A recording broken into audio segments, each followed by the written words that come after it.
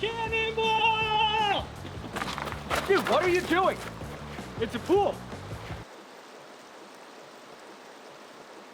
Yeah, that's for fishing, not for swimming. But how do I fish one of those things?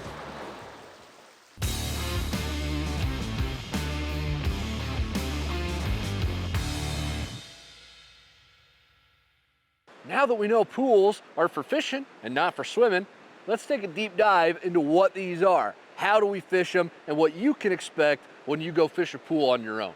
First off, pools, what are they? It's a really deep section of the river where the current moves very slowly through the middle of it. The head and tail of the pool are going to be a lot shallower, and the current's going to move pretty quick at the head and tail of the pool, but again, it moves very slow in the deep section of the pool. Pools can be huge. They can be massive half-mile long pools, or they can be really short. You can see a lot of pools in pocket water or even on high country streams. There's 4 reasons why trout are going to hold in pools. Reason number 1, the current in pools is really slow and easy.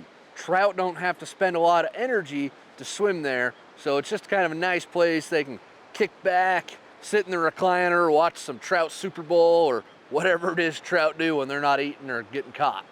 Reason number 2 that trout hold in pools is it offers pretty good protection from predators.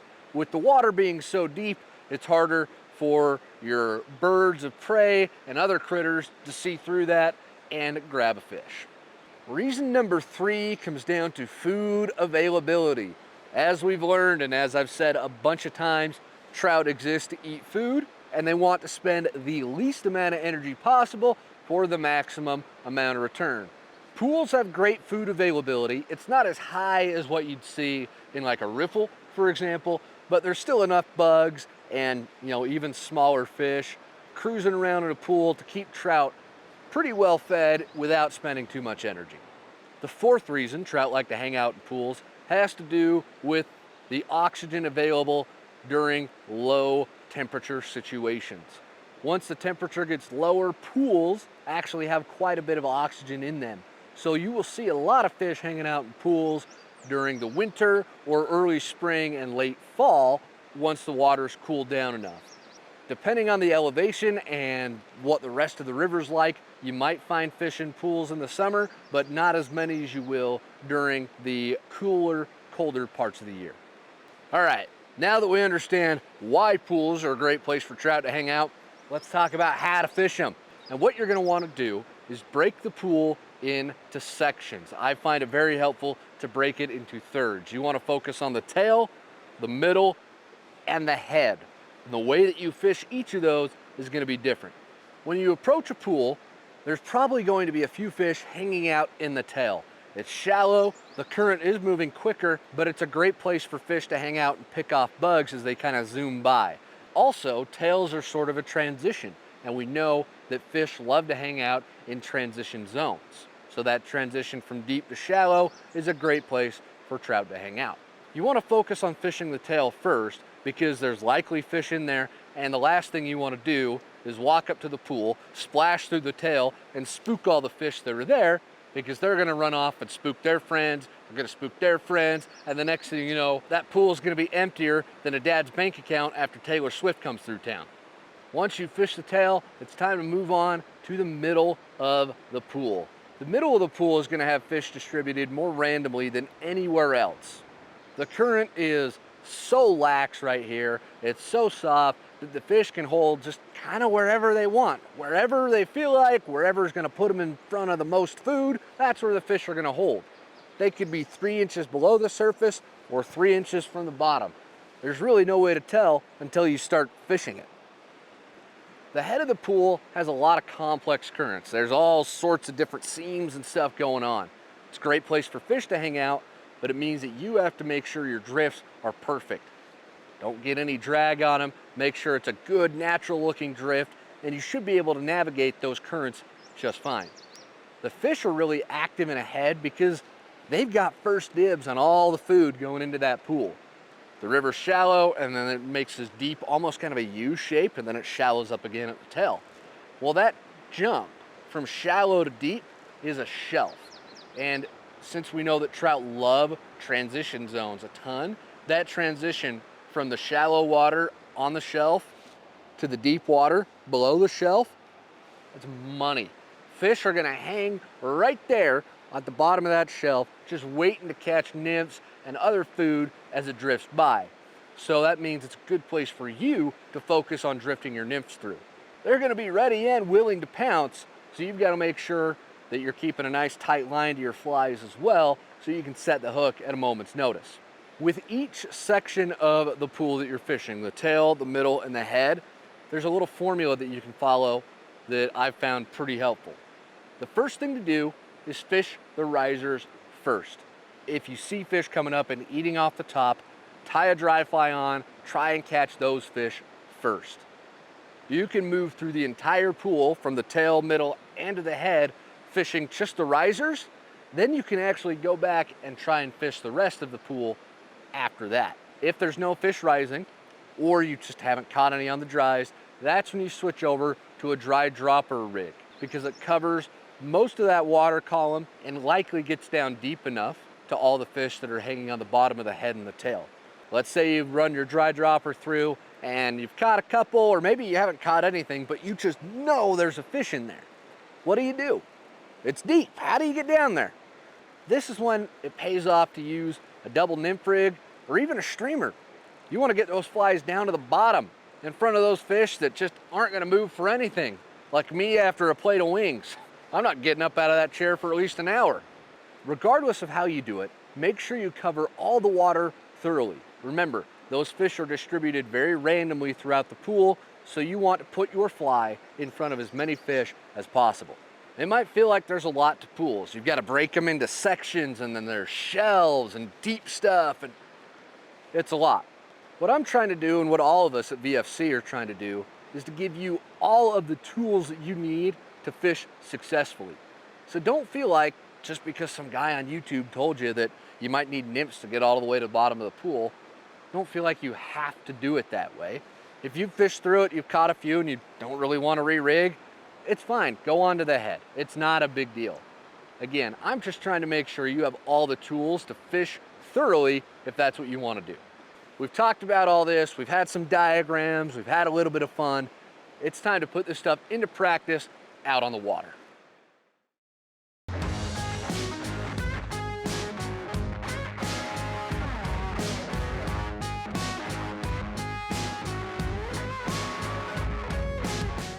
I'm on this little river here, and this is a mini pool, all right? It's not one of our big pools from earlier examples that we showed. This is a small one. Even though it's a little pool, it's still a pool. You can see you've got the head coming in, and then it drops, and we got a nice little deep right here, and then we got a tail out right here. So like any pool, I'm gonna work tail out first because I would expect fish to be there. And when I walked up here, there was a fish hanging out. There's like a little trough right here, and there was a fish right here. So he wasn't like in the quote unquote tail out, but he was pretty close. So again, this is a very miniaturized pool. What happened with that fish in the trough? We're not gonna talk about it, Alex. Shut your yap. Let's see if we can get him to move back down. There we go. Oh! That was a better fish too. It's very sad. Yeah, we'll fish the tail. I've got a dry dropper on. I'm kidding. I've got a nice hopper on with a couple nymphs underneath it. So I am fishing a dry dropper. It's illegal here. So I know I'm covering all the depths, at least at the tail out. I don't know about the middle yet, but I know I am at the tail out. Water's pretty clear. I can't see any fish, and it's been a few drifts, and I don't think there's anything hanging out in the tail. So I think we're gonna be okay to move to the middle of the pool. Now, on mini pools like this, you're usually gonna have a lot of an eddy, so you're gonna have to do a lot of mending, you're gonna have to move, you're gonna have to position yourself correctly, and there's gonna be, like we know in most pools, almost no current right in the middle of it. Now I can see a fish messing around down at the bottom of it. So hopefully he decides to come say hello. Ooh. I don't know if that was a fish, but it felt like fish. Remember, that's a very important thing to say whenever you're setting the hook and it's not a fish. Even if you know it was bottom, you got to tell everybody around. Oh, little bugger came up and looked at it. We'll take your picture. We'll make you Instagram famous. Come on, bud. Oh, he came up again. Dang it. Just commit already. You're like that girl I was always chasing in high school. She'd say, maybe, when I'd ask her out. And Barbara, I hope you're freaking watching this. Okay, that's like the third time that fish has come up and looked at the dry fly. So I'm drawing its attention, but that hopper might be a bit much for it right now. All right, well, I got an option here. I can re-rig with a different fly. There's a lot of caddis buzzing around, so maybe I'll put that on. Maybe that's what gets the little guy up here. Or I fish the head and come back to this. Decisions, decisions, decisions. Right, my off-camera fish guru has insisted I put on a caddis. So I guess that's what we're gonna do. All right. So I'm back fishing the middle of this with a caddis per the instructions of my off-camera fish guru. So we're about to see if that choice pays off or not. It's a bold strategy, Cotton. Oh, oh, oh, oh.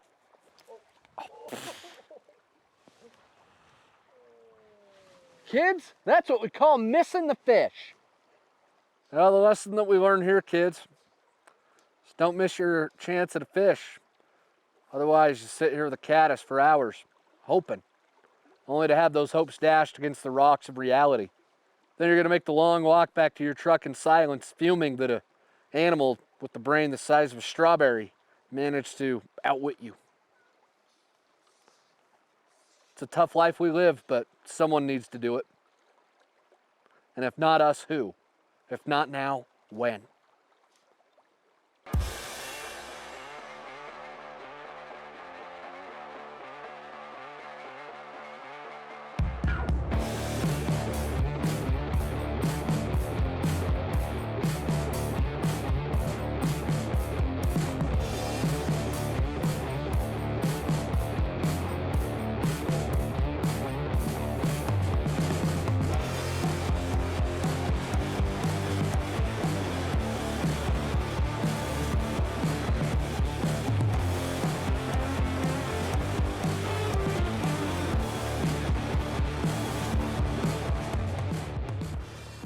All right.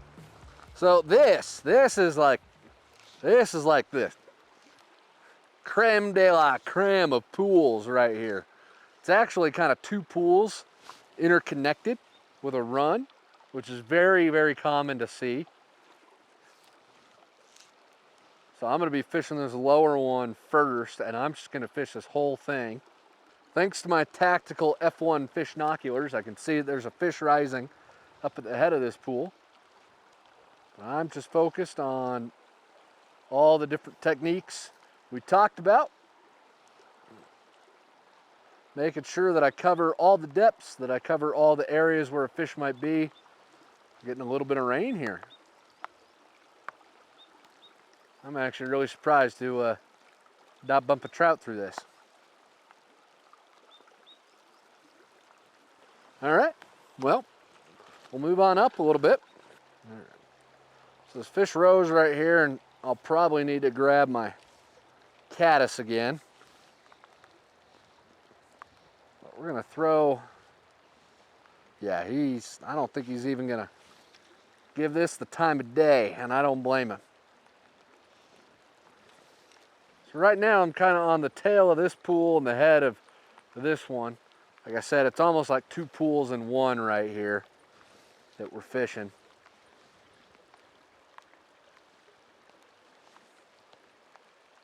Yeah, I think you might throw the caddis back on for this. Or do we need to seek cover?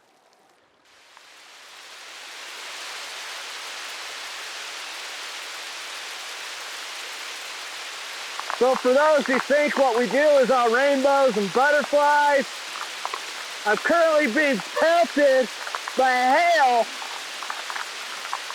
when I should be fishing.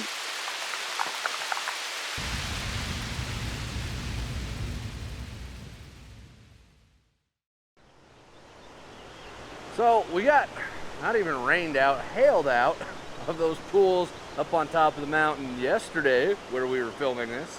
So we brought you down to some different pools today to teach the same lessons. We're just on some different water, and that's why. So I know this pool pretty well. It's actually really big. You can't even see all of it right now around the corner there. But we are here at the tail of it. So we're gonna fish the tail first, like we should, and then we'll move on to the middle of it, but once we've covered this stuff. And I've just got a dry dropper rig, so this pool's a lot deeper than what we were fishing up on top yesterday. So I've gone a lot deeper with my rig, and we'll see what happens. So this little pool that we're fishing is in relative close proximity to a road. So it gets fished quite often. So these, the fish in here are aware of your tricks. And as I say that, a fish rises right up here. Oh, let's put something on the foam line and see. Really? Oh, that's funny.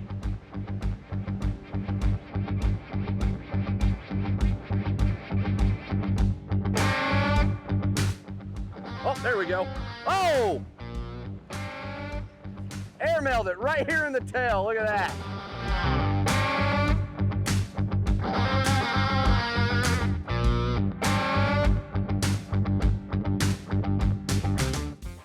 So that was a good fish, and we got him right out of the tail of the pool, which is gonna be more productive most of the time than the middle of the pool, which I think a lot of folks, myself included, really love to fish because it's dark, it's mysterious, right?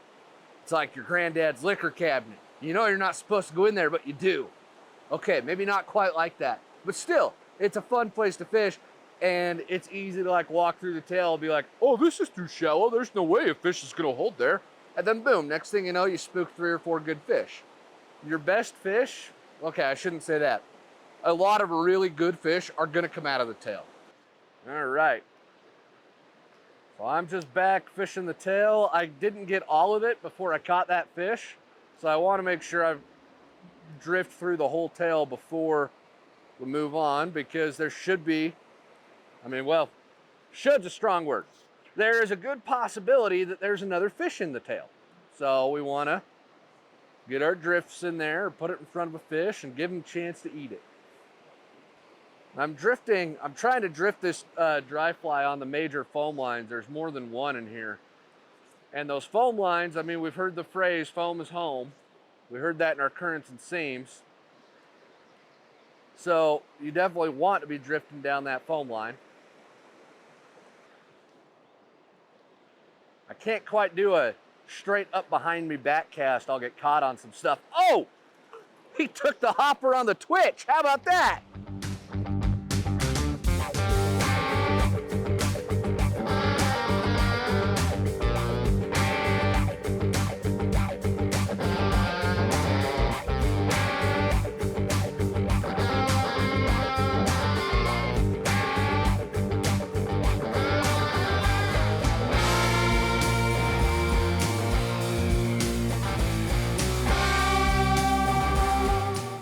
Man, that was 2 really fun fish out of the tail. This is awesome.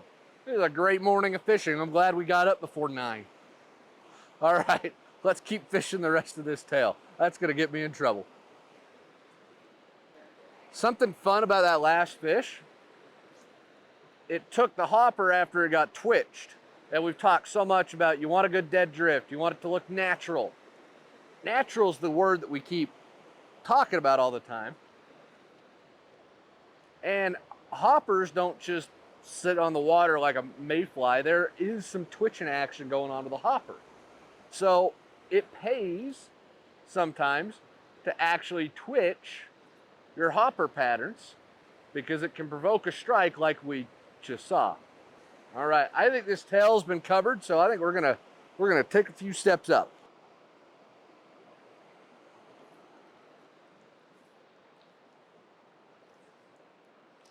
I'm casting normally now because I actually have the back cast room. I didn't have it earlier. So that's why my cast, oh, that's why my cast has changed. Oh, that fish took it, I had no room. Don't include that in the video there, that was embarrassing. We had the one take right there. Let's hit some of this stuff before I walk up into it. And that's probably something good to talk about as well. I'm gonna have to stand in places where fish might hold. So before I go to stand in those spots, it's a really good idea to cast through them so that there aren't any fish holding there.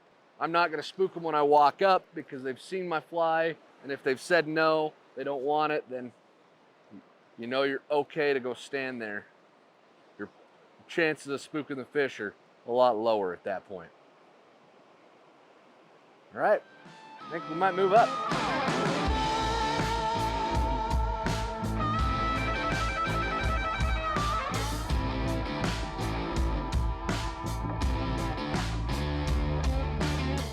We're up in the middle of the pool now. It's getting pretty deep. So my dry dropper is gonna cover a good chunk of it, but this is definitely the part of the pool that if I were to come through the pool again and I wanted to cover all of it in depth, I'd come through this with a nymph rig or even a streamer. Oh, missed him. Came up and ate it. Well, you miss 100% of the fish you don't cast to.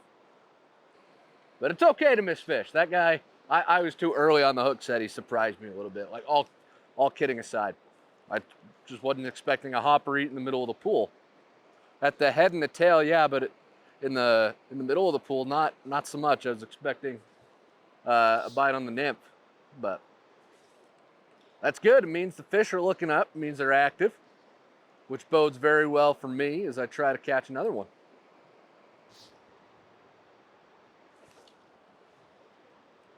I know I'm certainly not deep enough right here because I have not ticked bottom once, so that's just another indication that if I want to catch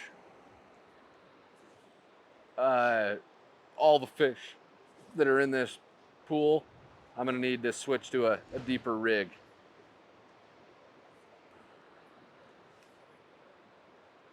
It's just another oh, there we go. Oh, I thought I had him. Man, they're crushing the hopper this morning.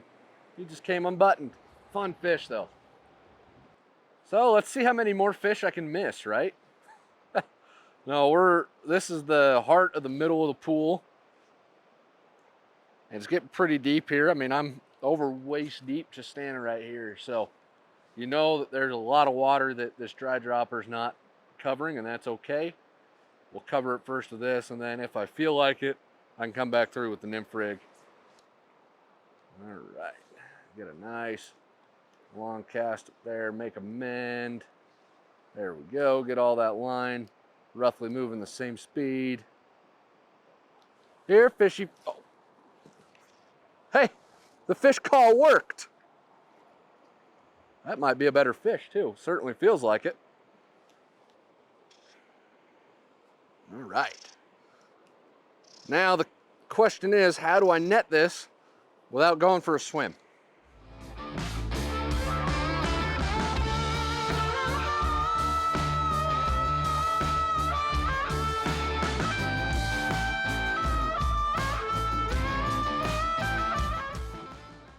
We're at the very bottom of the head. You can see all these wonderful riffles. It dumps in and it starts to get nice and deep and slow.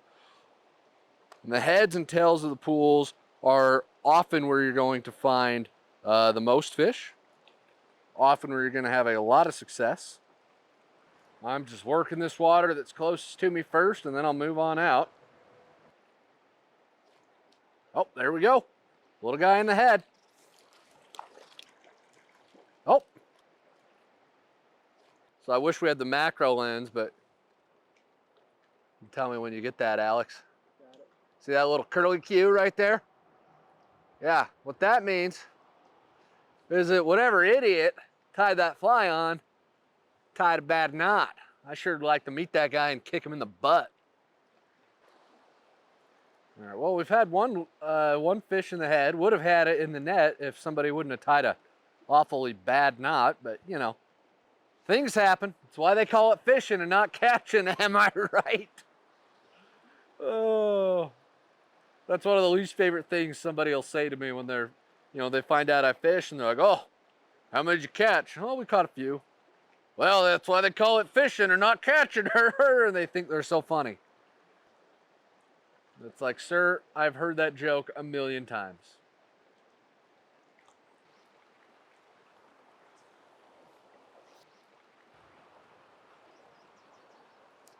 There we go. Right there in the head. Oh, little guy.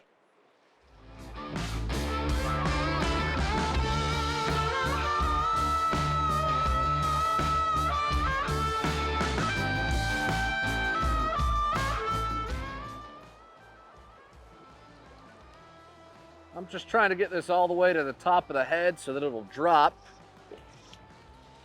Make sure I'm getting deep enough to get to the fish, just like that. Another one on that little Spanish bullet. It's a great little fly. Somebody did a good job of tying that one.